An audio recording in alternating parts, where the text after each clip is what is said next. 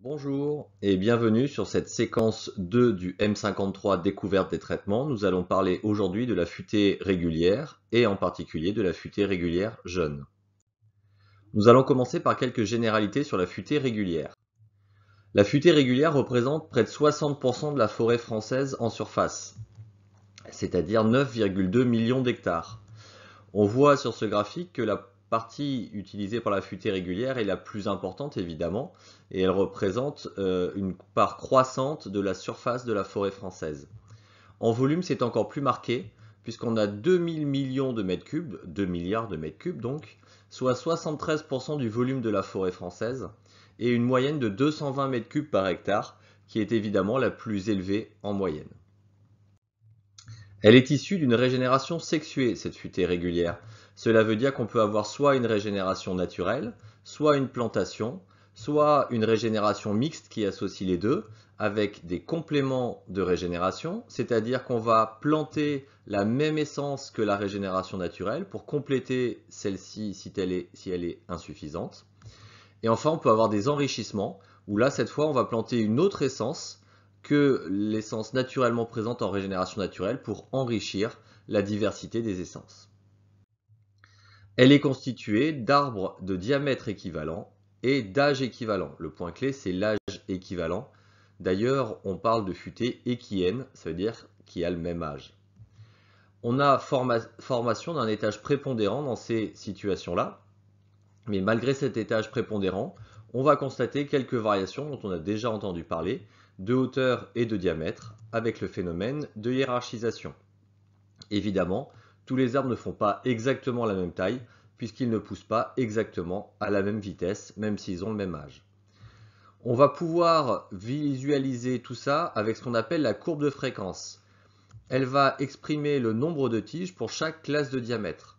On constate sur ce schéma qu'on a la formation d'une courbe de Gauss, c'est-à-dire qu'on a une courbe centrée sur le diamètre moyen et à peu près symétrique des deux côtés. Alors attention, c'est une version théorique de la courbe, mais cela va ressembler à ça, car on a une majorité des arbres qui font autour du diamètre moyen, et on a quelques individus sur la droite de la courbe qui ont poussé plus vite, qui ont un plus gros diamètre, ce sont les dominants, et des individus qui sur la gauche ont poussé plus lentement, ce sont des dominés.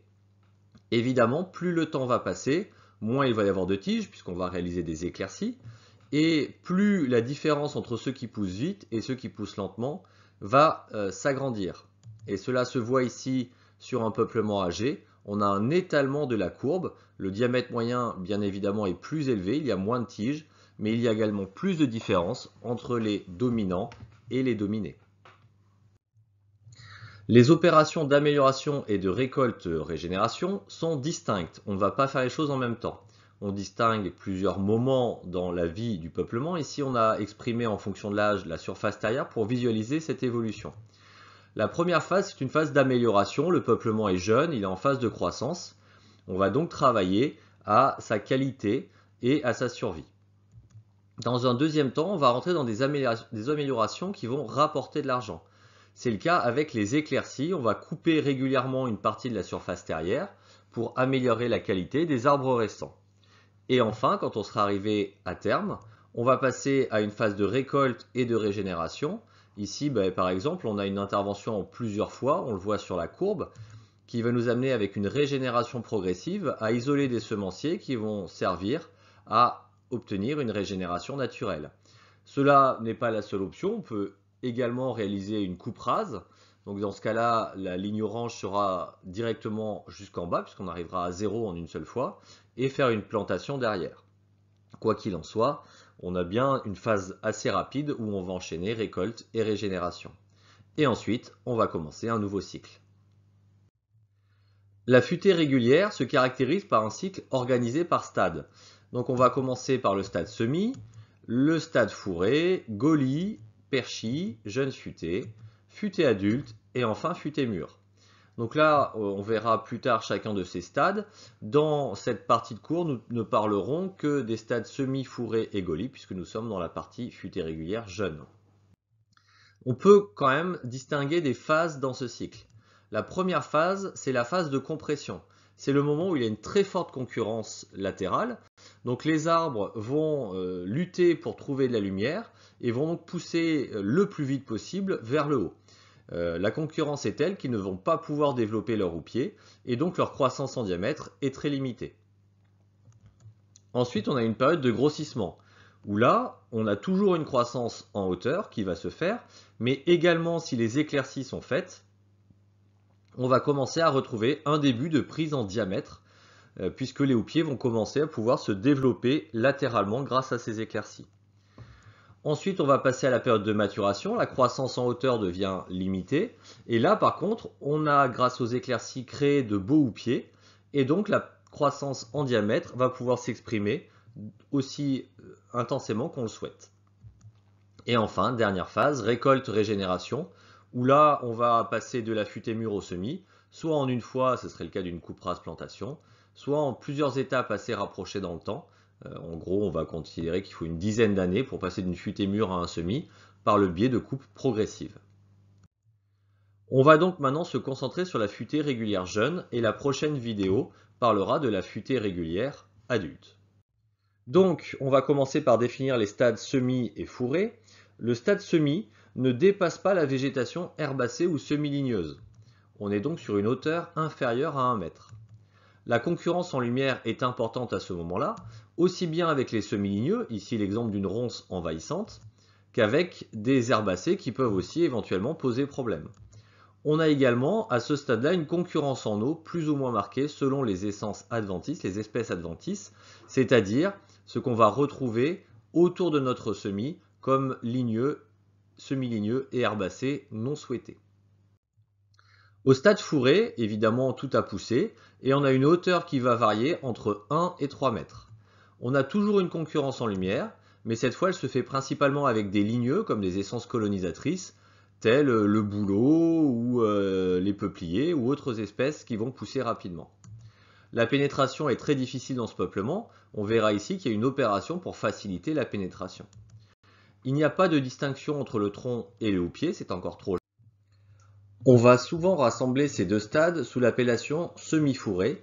En effet, des différences de vitesse de croissance ou de moment de régénération sur une parcelle en régénération progressive peut amener à des différences entre des zones où il y aura des hauteurs de moins d'1 mètre et des zones où il y aura des hauteurs entre 1 et 3 mètres. Quoi qu'il en soit, les opérations sont communes entre ces deux stades, même si leur mise en œuvre va être différente, ce qu'on verra plus tard dans la formation. On va avoir comme première opération au stade semi-fourré ce qu'on appelle les cloisonnements sylvicoles. Ils vont permettre de faciliter les interventions. On en a un exemple ici. Donc l'idée c'est de couper à ras une bande. Là on voit bien sur le schéma qu'on a coupé à peu près 50% de la surface. Donc on va passer avec un gyrobroyeur.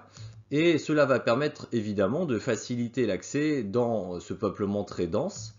Les travaux seront donc simplifiés. Et on aura une meilleure qualité des interventions, on n'oubliera pas de zone, ce sera plus facile de travailler, de s'organiser, et en plus il y aura une baisse des coûts. Ensuite, deuxième opération, les dégagements qui vont assurer la survie de l'essence ou des essences objectives. Donc là, on va travailler au stade semi-fourré uniquement, on est d'accord, et ça sera aussi bien un travail de régénération qui se fera alors qu'il y a peut-être encore des semenciers sur la parcelle, qu'un travail d'amélioration, c'est-à-dire au stade fourré où il n'y a plus du tout de semencier sur la parcelle. Donc l'idée c'est de limiter la concurrence interspécifique, c'est-à-dire entre les essences. Donc là on va éliminer nos essences qui ne nous intéressent pas, ou en tout cas celles qui gênent l'essence objective. On va également doser les essences dans le cas des peuplements mélangés. On va réaliser les dégagements autant que nécessaire. Donc peut-être que ça va coûter de l'argent, peut-être qu'il en faudra plusieurs années, mais on le fera car si on ne fait pas cette opération comme il faut, eh bien on risque de perdre l'essence objective au profit d'essences plus agressives, à croissance plus rapide et à débouchés moins intéressants. Ensuite, on peut réaliser un dépressage quand on est en régénération très dense uniquement. Donc ça se passe au stade éventuellement fourré, on n'est pas au stade semi, mais en fait on verra que ça se fait surtout au stade Goli. Donc l'idée c'est que c'est toujours un travail d'amélioration qui va limiter la concurrence intraspécifique, c'est-à-dire au sein de l'essence objective. Donc l'idée c'est de favoriser la prise en diamètre en diminuant la densité. Donc ça n'est fait au stade fourré que quand c'est vraiment nécessaire. C'est donc un cas particulier dans le stade fourré. Au stade Gaulie, on a continué à grandir et la hauteur atteint 3 à 8 mètres. Donc là sur la photo, on est vraiment sur un Gaulie déjà bien développé qui atteint ces 7-8 mètres. Le diamètre devient bien mesurable, il est de 1 à 5 cm. Les tiges sont encore flexibles, hein. C'est le début de l'élagage naturel et donc on commence à distinguer le tronc et le houppier des arbres. La pénétration dans ce peuplement reste difficile, ce qui veut dire qu'on va continuer les entretiens des cloisonnements sylvicoles pour pouvoir travailler à l'intérieur de ce peuplement. Donc on va continuer la logique de protection de l'essence objective avec ce qu'on appelle les nettoiements. Donc l'idée du nettoiement, c'est l'équivalent du dégagement mais au stade Gaulie. On est donc bien dans une opération interspécifique. On va travailler pour éliminer les essences qui posent problème à l'essence objective. Et on a aussi un cas un peu particulier, ce qu'on appelle l'élimination des loups. Qu'est-ce qu'un loup? C'est tout simplement un arbre de l'essence objective, mais qui est très vigoureux et surtout de très mauvaise qualité. Et donc on va très rapidement l'éliminer parce que sinon il va prendre une place très importante, en général en fourchant rapidement. Et en prenant cette place, eh ben, il va empêcher le développement d'arbres de meilleure qualité. Donc on va faire ça très rapidement. Dès le stade Gaulie, on peut constater la présence de ces loups. On va également continuer à procéder à un dosage des essences quand on est dans un peuplement mélangé.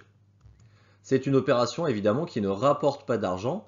On est bien sur des travaux et non sur des coupes. Donc c'est un investissement qu'on va faire pour la qualité future du peuplement. Deuxième opération, le dépressage dont on a déjà parlé tout à l'heure. Donc on a bien une opération intraspécifique, on va diminuer la densité de l'essence objective.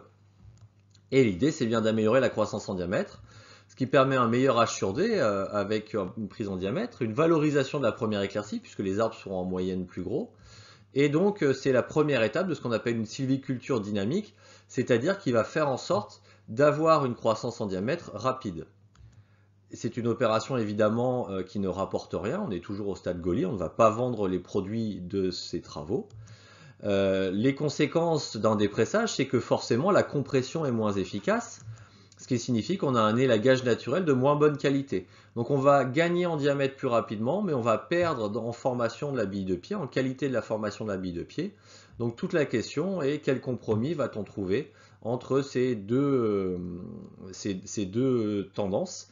Il n'y a pas de règle précise sur l'utilisation des dépressages ou pas. Ça va dépendre des choix des sylviculteurs et de la volonté de gestion du peuplement derrière en termes de dynamisme. Voilà, nous avons fini pour cette première vidéo sur la futée régulière et en particulier sur la futée régulière jeune, suite de l'histoire avec les autres stades et la futée régulière plus âgée.